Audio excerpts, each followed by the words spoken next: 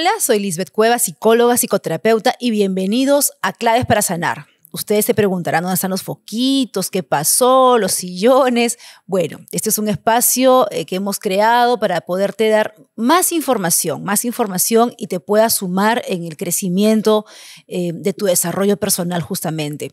Hoy es un programa especial, estamos acabando el año 2023 y qué mejor tener la invitada que hoy nos acompaña porque estoy segura que no solamente va a impactar con todo lo que ella está haciendo en su campo profesional, sino también como persona.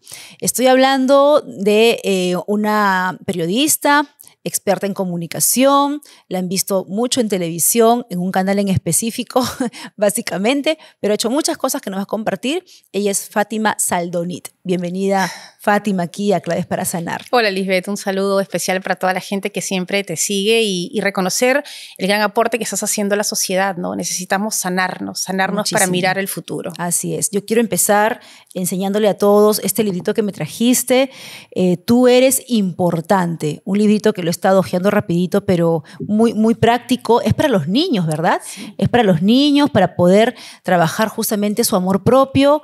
Así que lo pueden adquirir. ¿Dónde, Fátima? Bueno, vamos a lanzarlo. Ahorita ha sido repartido por la Dirección Regional de Educación de Lima Metropolitana de manera gratuita para algunos colegios y en el 2024 estamos haciendo la campaña para que llegue a todo el mundo, ¿no? Qué lindo, qué lindo. Tú eres importante, de Fátima Saldonit. Fátima, ¿cómo empieza esta curiosidad tuya para trabajar educación emocional en niños, que es lo que vienes haciendo últimamente?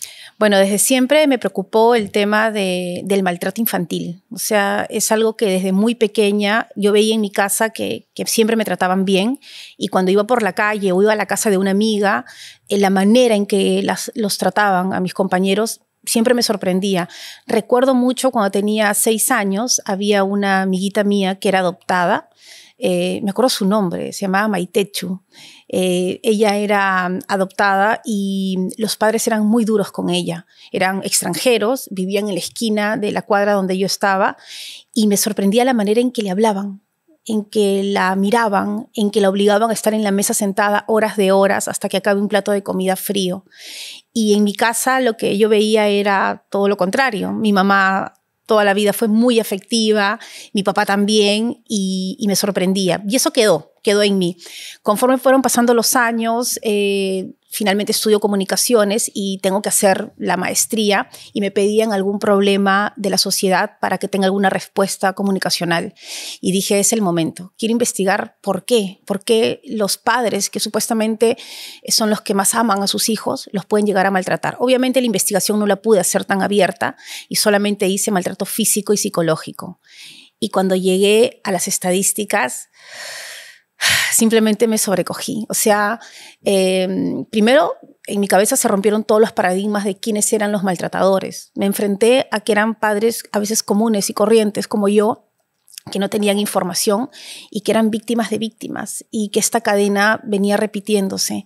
Y dije, tengo que hacer algo. Y además que me impactó mucho cómo imprime en la educación. Entonces yo decía, ¿de qué tanto hablamos de educación en el país si nuestros niños tienen mensajes, por un lado, de que se cuiden, de que cuiden su cuerpo, de que nadie los maltrate, de la tolerancia, y voltean a la casa y son humillados, son maltratados, son vulnerados? Entonces dije, no, tenemos que hacer varias cosas. Y es donde, Fátima, perdón que te corte, es donde justamente se construye a ese adulto que se va a relacionar con otros adultos, a ese adulto que va a amar y que probablemente más adelante también va a ser papá, también va a ser mamá y van repitiendo estos patrones, ¿no? Decías algo muy importante, ¿no? ¿Cómo hacerle entender a un ser humano que siendo papá y mamá los que tienen que protegerte, cuidarte, respaldarte, darte amor, son los primeros, ¿no? Las primeras personas en tu vida que llegan a lastimarte tanto? Y además descubrí lo que era el apego, ¿no? Esta primera relación que tiene el niño que nace y me impactó, ¿no? Llegué a una de estas fábulas de la famosa mamá cactus, ¿no? Donde hay una mamá que es un cactus y entonces hay un recién nacido, es una metáfora, y este bebito la ve y dice, ¿será mi mamá? Y es un cactus. Entonces este cactus tiene espinas, hiere al bebé, pero el bebé lo soporta porque siente amor. Y se acostumbra a que el amor es con espinas y doloroso. Entonces, cuando crece y tú le das alguna relación sana, dice, no, eso no es el amor. El amor duele, el amor tiene espinas y siempre va a buscar una pareja cactus porque aprendió que así era el amor.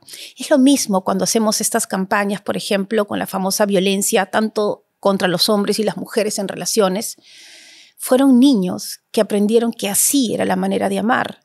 Eran niños que vieron violencia en casa, que sintieron violencia, que sintieron abandono. Y lo mismo pasa con todas las campañas de bullying. Entonces, mi llamado un poco es, no podemos solucionar algo si no vamos a la raíz. Y la raíz está en la familia, en el trato a los niños. Así es. Fátima, ¿cómo hablas un poquito de cómo empezar de repente desde casa a trabajar este amor propio en los niños? Porque mayormente lo hablamos en adultos, ¿no? Sí. ¿Cómo empezar a trabajar eso en los niños? Yo creo que lo primero es reconocer que todos nosotros como adultos tenemos un niño interior. Es lo más profundo de nosotros, es todas las experiencias positivas y negativas que hemos vivido en nuestra niñez, desde la barriga de nuestra mamá.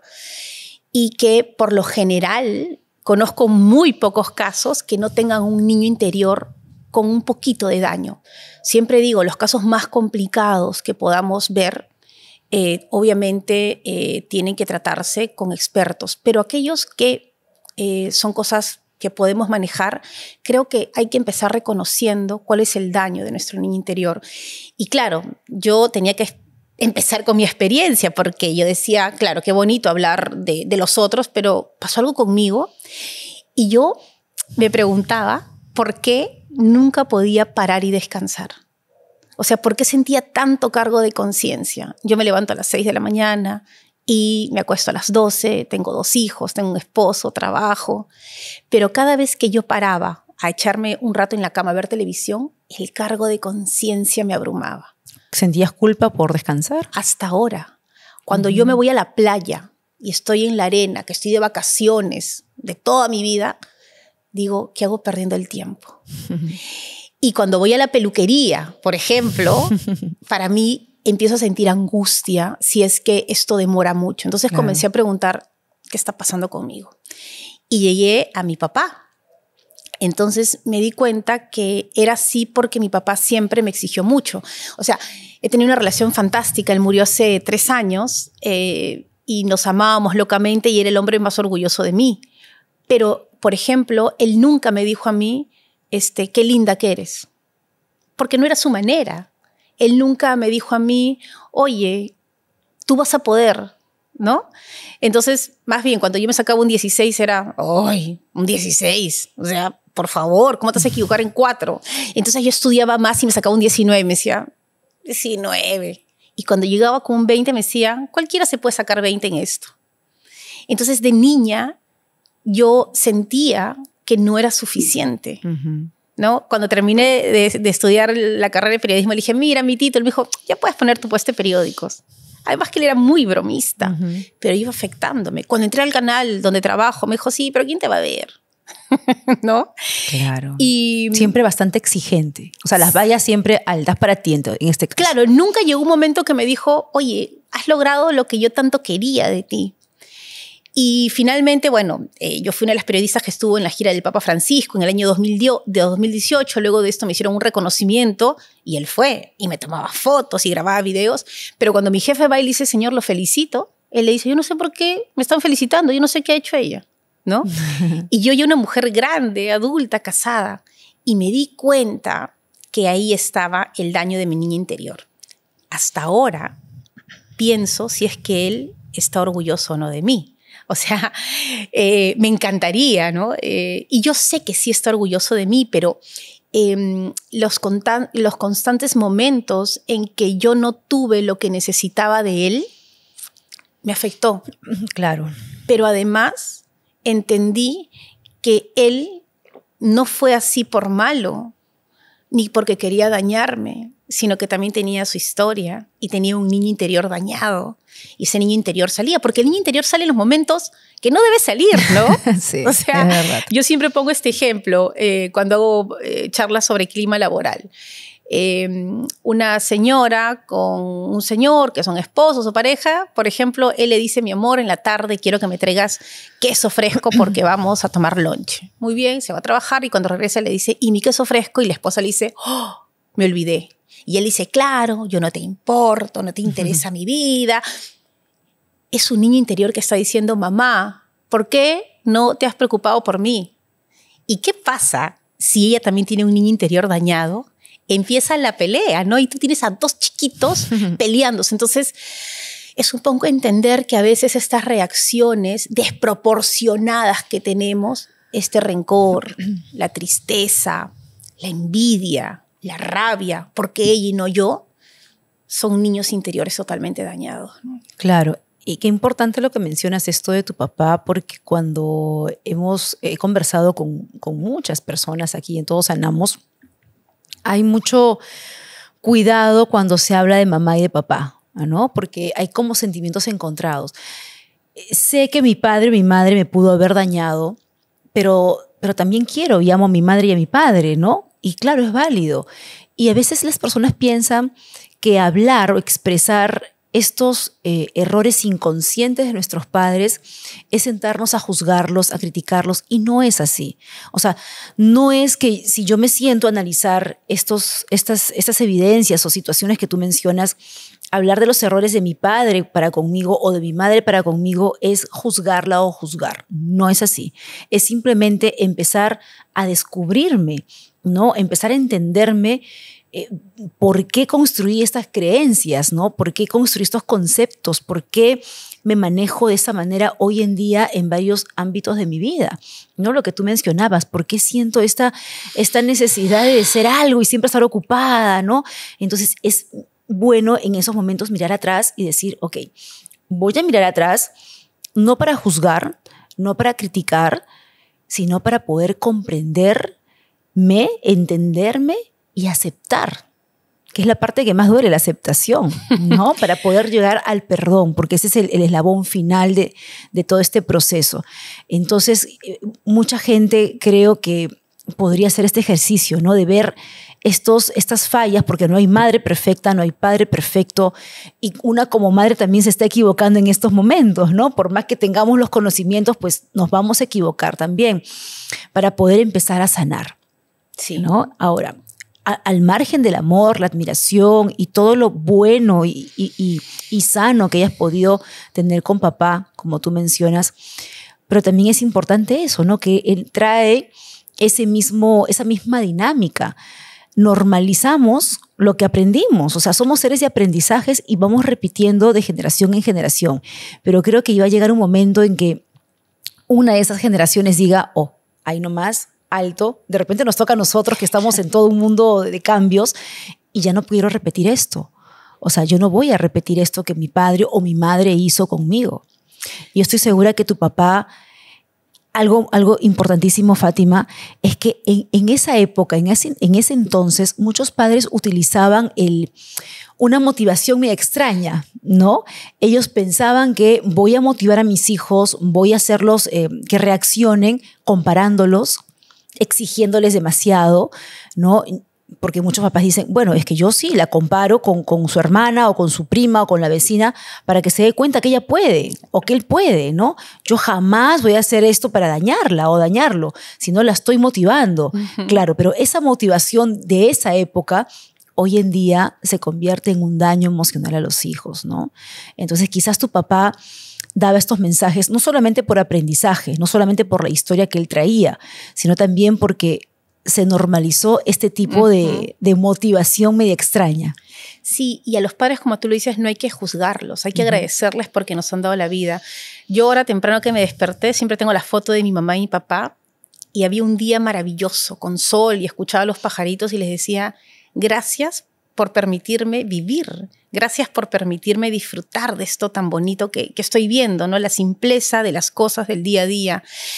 Y creo que lo más importante es entender que ahora nosotros tenemos mucho conocimiento y que sí, como padres, tenemos que tener la responsabilidad de educarnos emocionalmente. Hace poco estaba con unos adolescentes y una de las niñas me decía, yo le digo niñas, ya tenía 13 años, me decía, mi mamá me castiga y me grita sin parar y ya no sé qué hacer y no me interesa hablar con ella. Y yo le decía, pero ¿por qué no lo haces? Porque le tengo miedo y además para muy ocupada. ¿Ocupada en qué? En sus cosas, en su TikTok, en su Facebook. Y le dije, ¿y por qué no le dices cómo tú te sientes? Porque ella no me va a hacer caso. Y ya estoy esperando tener 18 para irme. No nos estamos dando cuenta, esta generación de padres, no todos, hablo de algunos casos, del abandono que estamos teniendo con nuestros hijos. Y luego nos quejamos porque es muy difícil asumir la responsabilidad de criar. Es muy difícil reconocer que uno se equivoca. Es muy difícil ver tus errores. Y le tenemos pánico al error, miedo. Nadie se quiere equivocar. Y el error es parte del aprendizaje. Y es parte de la esencia humana, ¿no? Por eso estamos en una sociedad con tanta ansiedad, ¿no? Con tanta presión social también, ¿no? De que, Dios mío, si fallo, si digo algo mal, la gente me va a criticar, me va a juzgar, me va a cancelar, ahora que todo es redes, ¿no? ¿Cómo tengo que decirlo? ¿Cómo debo decirlo? ¿En qué momento? Y eso, pues, es vivir en angustia, es vivir en un estado siempre de alerta, ¿no? Con el cortisol elevado. Por supuesto, ¿no? Sí. Y vienen tantas enfermedades a raíz de ello también. Y es cierto, cuánto abandono emocional hay de parte de los padres para estos niños. Yo siempre digo, los papás tenemos solamente una oportunidad para poder formar, criar o marcar a nuestros hijos. Una sola vez, una. Después ya no hay más. O sea, los hijos tienen una sola infancia, una sola adolescencia y luego viene ya la adultez. Y si no aproveché esa infancia, esa adolescencia, pero es muy curioso, ¿no? Porque cuando tú hablas con un padre y le preguntas ¿qué quieres para tu hijo? Te dice que me supere, que sea feliz, que estudie algo que le gusta, que encuentre una buena pareja, que logre económicamente muchas más cosas que yo. Y es impresionante que las cosas que vamos haciendo durante la crianza van en contra de esos sueños que tenemos para nuestros hijos. Entonces, si tú al recién nacido no lo atiendes porque piensas que no siente, si tú lo tratas como un bulto y ya lo lograste como un título más, si tú no te das cuenta que, por ejemplo, la adolescencia ahora es de los 12 a los 17 y es como tener un recién nacido y que no se tratan de chicos ya grandes que pueden hacer sus cosas, estamos justamente creando personas que van a tener problemas de relaciones de pareja, de relaciones laborales, de relaciones sociales. Y es por falta de información, es porque es más fácil decir, no me interesa, no sé qué pasa y no quiero ver dentro de mí, que tener la valentía de reconocer lo que vives y de empezar a aprender, ¿no? Por ejemplo, con programas como el tuyo y de escuchar a los que saben y no tener miedo de decir, bueno, sí, estoy fracasando como padre, todo esto lo hice mal, pero ese es mi punto de quiebre. Y no se trata de ser un padre permisivo, no se trata de no tener reglas, se trata del afecto, del amor. Un niño o un adolescente no entiende con el grito. Un niño o un adolescente no entiende con la hiel, sino con la miel. Entonces, yo trato de llegar a cada padre y decirle que por favor, solamente empiecen a tratarlos bien, a hablarles de buena manera, con un por favor, con un gracias, a decirles te quiero. Los padres estamos etiquetando a nuestros hijos. Tú eres así, tú eres asá. Y no hay que etiquetar, sino hablar de las acciones, ¿no? No es que seas un desordenado. Hoy tu cuarto está con mucho desorden, ¿no? No es que eres un mal alumno. Es que de repente yo como padre no hice equipo contigo y no te ayudé. Entonces paramos juzgando a nuestros niños. ¿Y por qué? Porque tenemos nuestro niño interior dañado y tenemos miedo de que fracase como de repente fracasé yo, ¿no? Exactamente, exactamente. Y ese acompañamiento que tú dices es fundamental. Igual yo siempre digo que hay una medicina que no cuesta, que está al alcance de todos y que cura tantas dolencias humanas, que es el amor. Necesitamos trabajar ese amor, pero desde nosotros mismos para empezar, ¿no? Sanando este niño, mirando para poder entender, comprender y aceptar y perdonar mi historia. Y el amor puede curar, Fátima, no te imaginas cuántos casos de depresión, de ansiedad, de frustración, de rabia en el mundo. Muchos casos de depresión tienen que ver con esa falta de amor y no necesariamente una medicación farmacológica, no necesariamente, ojo, pero el amor es fundamental y que lo estamos perdiendo. Y el amor no solamente es cumplir con los hijos, ¿no? Te doy escuela, te doy comida, te doy techo, tú encárgate de estudiar, tú encárgate de cumplir como hijo, yo me encargo de trabajar. Es parte de, es una responsabilidad. O sea, a través de la responsabilidad uno refleja amor, claro que sí, pero también es dar ese alimento. O sea, hay que alimentar ese amor propio ¿con qué? Con amor, pues, ¿no? Lo que tú mencionas, eres importante, me siento orgullosa de ti o me siento orgulloso de ti. ¡Wow! Te admiro por esto. Pequeños, ¿no? Me encanta cómo pintas, me encantó cómo combinas este color con este color, me encantó cómo has ordenado tus juguetes el día de hoy, ¿no? Me gustó mucho que me sorprendieras con este abrazo. ¿Cuántos niños dan una lección de amor, Fátima, a sus propios padres? ¿No? Yo escucho muchas mamás y muchos papás que dicen, nunca nadie me había dicho te amo, y escucharlo de mi pequeño o pequeña para mí es eso tan sanador, ¿no? Y tan liberador al mismo tiempo. Pero para que podamos hacer hijos como los que tú mencionas, ¿no? Que sean grandes seres humanos, tenemos que alimentarlo de grandes buenas cosas también. Hoy en día creo que muchos papás, y no está mal, están preocupándose por llenar de muchos conocimientos, de que sean buenos en ciencias, en números, en letras. Está perfecto, pero estamos olvidando de también llenarlos de ese espacio donde hay los valores, los principios, el amor, la empatía, el saber comunicar con respeto, el poder trabajar en equipo, el aprender a convivir en sociedad, a ser tolerantes. Ese es el gran reto, creo que ahora como padres, ¿no? Porque la parte académica la puedes lograr, ¿no? Si tienes de repente la condición de poner a tu hijo en un colegio bueno, de acuerdo a tus posibilidades, para que pueda nutrirse de conocimientos, lo puedes hacer. Pero esta parte emocional es el reto. Ahí creo que está la esencia de la educación.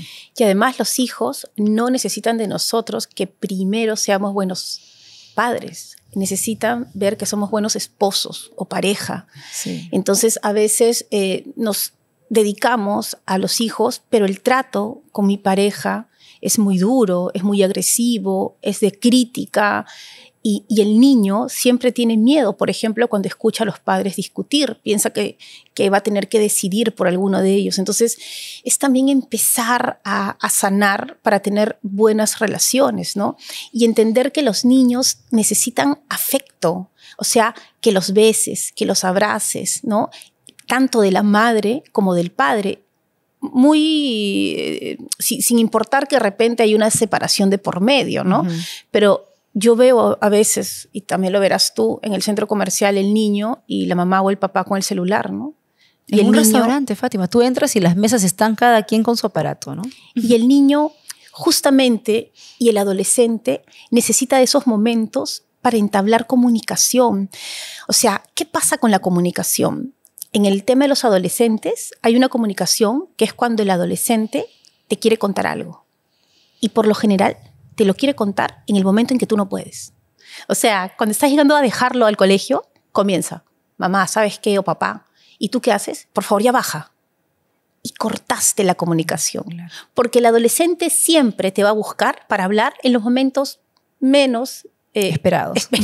Sí. Entonces, ¿y qué hacemos como padres? Los callamos. Porque más importante es que llegue a la hora, porque más importante es que termine la tarea, porque ya es hora de acostarse, y lo cortas. Y cuando nosotros queremos hablar con nuestro adolescente, que no está formadito todavía su cerebro, ¿no? Está solamente los impulsos y no la parte racional, le damos un montón de vueltas y comenzamos a juzgarlos, ¿no?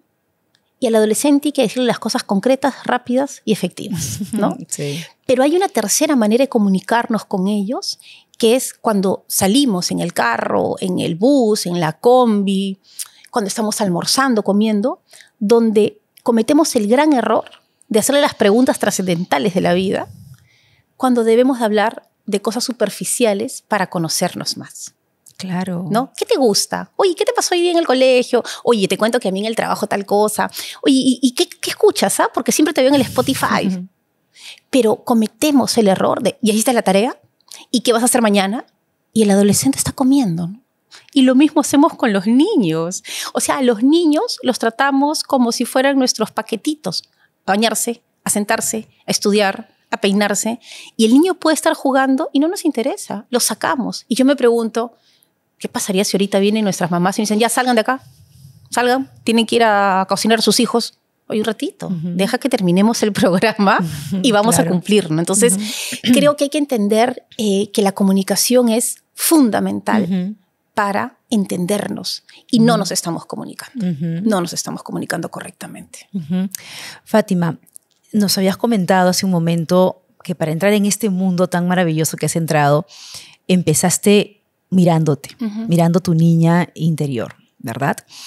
¿Cómo va ese trabajo con el tema que comentas, estos mensajes? Porque yo siempre digo, la palabra de un papá o de una mamá tiene mucho poder y es como que se queda como sello en nuestra mente y pueden pasar años de años y tenemos esa voz ahí tal cual, ¿no? Y esa voz hace que nos bloqueemos en ciertos momentos, etapas de nuestras vidas. En tu caso, ¿cómo vas trabajando esto? ¿En qué etapa vas de sanación de tu niño interior, de tu niña interior? Es difícil, es complicado. Por ejemplo, cuando era niña, me he mudado como 33 veces. Yo siempre le decía, mamá, yo no sé si quieres entrar al récord Guinness o eres gitana, pero mi mamá también por su niño interior posiblemente, su hobby era mudarse. O sea, a él le encantaba. Cuando estaba ya mayor, le encantaba ver el periódico y ver casas, e ir a mirarlas y negociar. Y yo de pequeña me mudé, no sé, muchas veces, 33 veces. Y eso también generó en mí ciertas cosas, ¿no? Generó que me cueste el cambio, porque yo no quiero cambiar nada ya, porque yo quiero que todo esté como tiene que estar, porque de niña dejé amigos, siempre fui la nueva, siempre llegaba a un lugar y era la nueva y tenía que demostrar que era válida para el grupo. Y cuando entraba al grupo me mudaba y empezaba otra vez. Pero además de eso, a veces de una casa grande pasábamos a una casa más pequeña, de una casa más pequeña a una casa grande. Lo positivo es que no tengo ningún apego a las cosas materiales, porque he perdido tanto. He perdido ropa, maletas, cosas materiales. Entonces yo de adulta, lo positivo es que no tengo apego a lo material. Pero sí me cuesta, por ejemplo, los cambios. Y los cambios, antes de entenderlo, me producían mucha ansiedad. Yo por eso soy de mantenerme mucho tiempo en los lugares o mucho tiempo con las personas, porque no quiero volver a vivir lo que vivía de niña.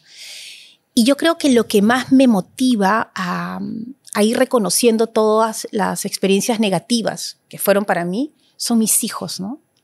A veces cuando me enfrentan, porque los hijos han llegado para enseñarte cosas, me enfrento a situaciones con ellos, digo, ¡hey, Fatimita, cálmate! La que debe resolver esto es Fátima, no tú, pequeña, ¿no? Vamos a guardarte un rato. Y es un día a día. Y lo más duro que me ha hecho llorar muchísimo a mí es reconocer que he herido a mucha gente sin saberlo. O sea, yo pensaba, ¿no? Cuando hacía todo este proceso, ¿cuánta gente dirá? ¡Ja! ¿Y ahora? ¡Qué buena esta!, ¿no? Hablando de niño interior y de educación emocional, si a mí me dijo tal cosa cuando teníamos tal edad, o si a mí me hirió de tal manera. Y reconocer eso para mí fue un balde de agua fría. Entonces, claro, yo digo, les pido disculpas. O sea, no me di cuenta. No lo hice a propósito. No lo sabía. Y seguro pues debo haber herido a muchas más personas de las que yo puedo reconocer dentro de mí. Pero, perdón, Fátima, ¿herías en qué sentido? ¿Con sarcasmo, con burla? ¿Herías porque te sentías lastimada? ¿Herías porque de repente era lo mismo que te decían en casa? Sí, yo creo que era muy perfeccionista. Entonces, no sé, de niña, si hacía un trabajo de grupo con mis amigas, no soportaba que se equivocaran, porque en mi casa no lo soportaban. O sea, mi papá, yo decía la manzano, y mi papá me decía, ¿qué cosa es la manzana? O sea, mi papá estuvo detrás mío para que siempre hablara correctamente. Cada vez que venía de trabajar me traía libros, enciclopedias, diccionarios. Entonces yo no podía equivocarme. Y eso lo trasladaba, por ejemplo, a mis trabajos del colegio o de la universidad o de las otras cosas que he estudiado. Entonces yo siento ahora, cuando miro hacia atrás, que de repente fui muy dura con algunas personas en que cómo debían o cuando yo he sido jefa y he trabajado con alguien, ¿no? Yo no estaba de acuerdo en tal cosa y a veces quizás quería imponer mi punto de vista porque así tenía que ser. Eso lo he ido aprendiendo. O sea, y la educación emocional no significa en que yo ahora me convierta en un ser perfecto. O sea, seguro yo soy el más imperfecto de todos, pero la educación te permite tener el conocimiento para poder dárselo a los otros y decirles, no cometan estos errores. Yo siento que de repente no todo como debía ser con mis hermanos o con mis sobrinos o con amigas queridas, ¿no? A mí mis amigas siempre me reclaman por qué no puedo estar más tiempo con ellas. Y no puedo. O sea, ¿por qué no puedes? ¿En qué sentido? Porque siempre pierdo el tiempo. Y las amo y las quiero y si les pasa algo, yo voy a ser la primera que voy a estar ahí. Pero yo no es que tenga una relación fluida de que nos vemos todos los fines de semana y que puedo asistir a todos los cumpleaños, porque mi niña interior no puede. Entonces, a veces es difícil que los otros lo entiendan y por eso es que yo digo, sigo trabajando conmigo y me cuesta un montón. Yo puedo ayudar a la gente, puedo quererla mucho, pero también a veces a mis amigas les digo, entiendan mi proceso. Porque la amistad también se tiene que construir, ¿no? Y construir es estar presente, pero a mí todavía me cuesta. O sea, claro. Yo no tengo un gran grupo, por ejemplo, de amigas. Tengo muy poquitas, porque no puedo construir esa relación hasta ahora. Yo ya tengo 47 años. Imagínate, yo estoy bien grande, pero creo que todavía tengo la oportunidad de seguir haciéndolo, ¿no? Y lo más importante es decir la verdad. O sea, decir en qué proceso estás, lo que te cuesta, lo que te duele y pedir disculpas, ¿no? Y decir, lo siento, estoy aprendiendo todavía. Y también lo hago con mi esposo y también lo hago con mis hijos, ¿no? O sea, no quiero ser perfecta y tampoco voy a poder hacerlo, pero creo que el empezar a reconocerlo y compartir la información de lo que voy aprendiendo es válido, ¿no? Claro. Una parte tiene que ver con ese niño interior que creo que lo has trabajado bastante a fondo, el reconocer de dónde viene, el entenderlo, el aceptarlo e ir soltando, que es un proceso también.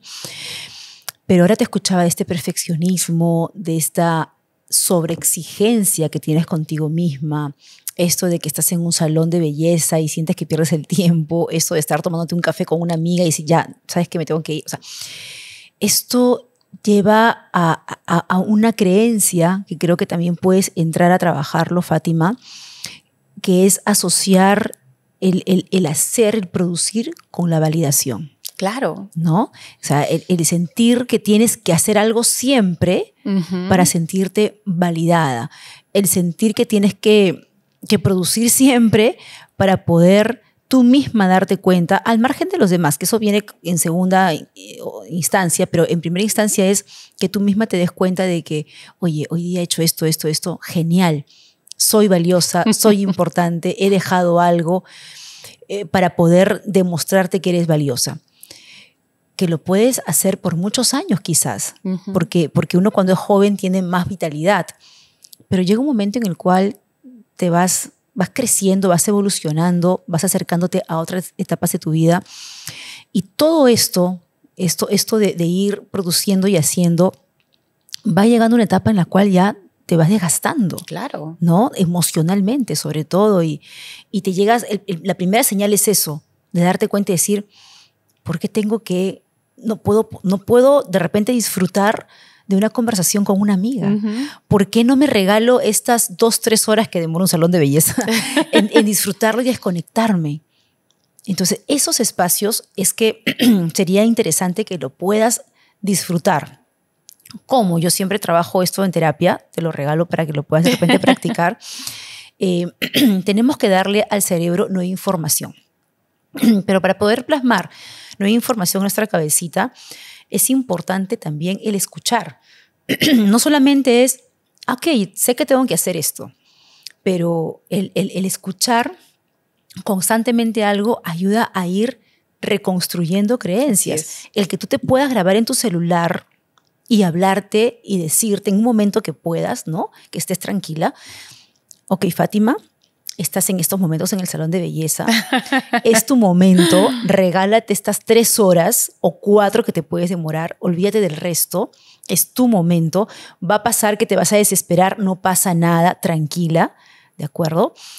Has hecho esto en el día, esto, no necesitas más. O sea, esas palabras, Sí, ese sí. autodiálogo es fundamental y que tú en pleno salón de belleza, por ejemplo, lo logres escuchar 1, 2, 3 veces para que baje esa de repente necesidad de decir ya, por favor, terminen. Igual pasa cuando vayas a tomarte un té, un café, una conversación con unas amigas. O sea, no es buscar no sentir esta desesperación de irte. Va a pasar, Claro. ¿no?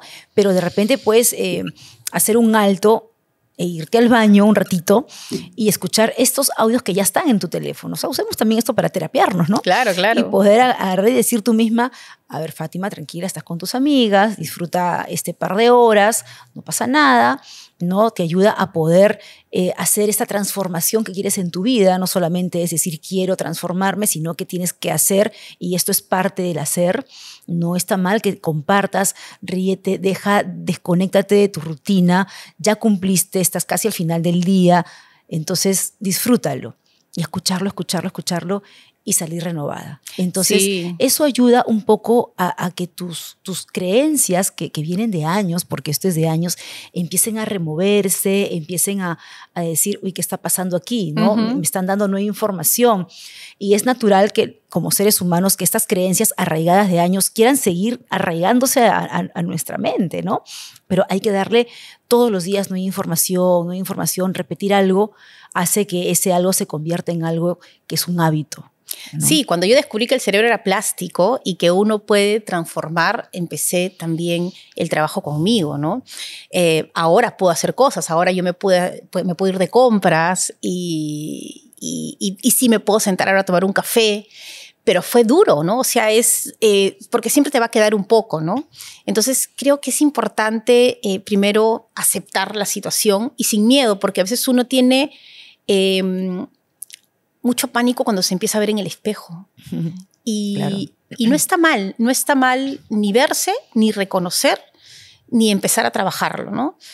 Pero sí, a mí ha sido un proceso muy duro. Incluso si yo me iba de viaje con mi esposo, era la partida de dejar a mis hijos, era...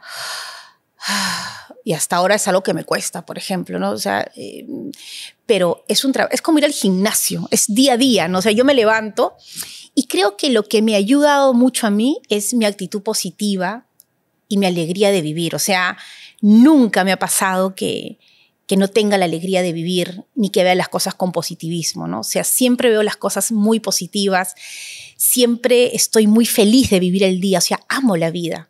Y creo que eso me ha ayudado mucho en el proceso a mí, ¿no? De cómo ir encontrándome. Porque puede ser el peor día del mundo, pero yo estoy feliz de vivirlo. Entonces, y soy muy organizada. O sea, no me pasa en que diga no puedo con esto, ¿no?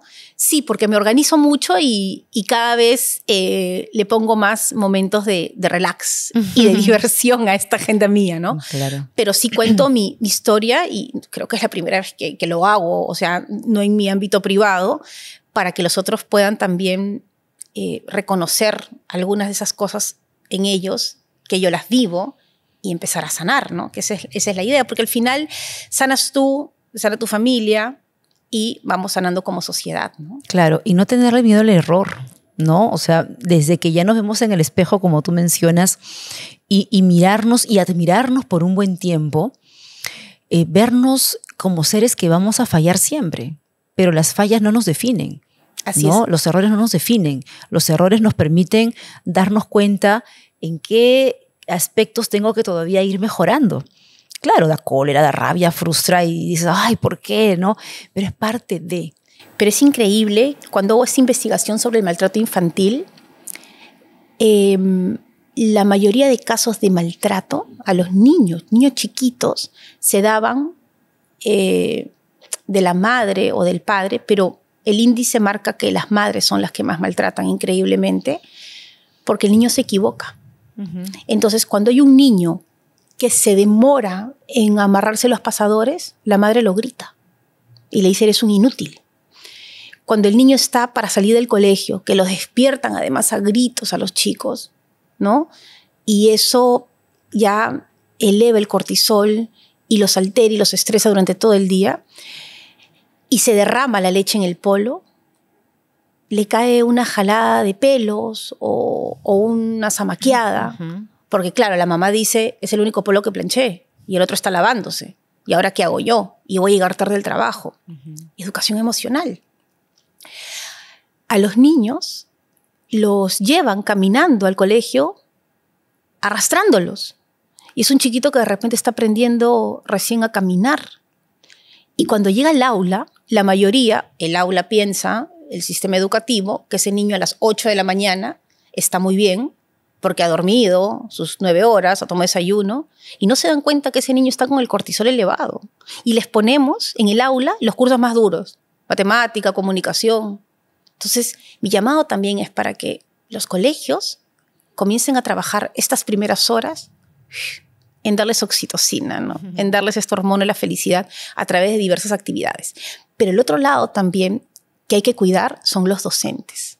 Porque los docentes que pasan 8 horas al día con nuestros niños son los llamados a darse cuenta si está pasando algo en casa.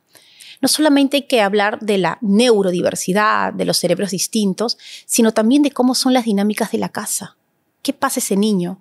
Porque a veces yo avanzo con él emocionalmente en el aula, si es que estoy bien yo como docente, pero retrocede en casa. Pero ¿cuántos docentes están mal emocionalmente?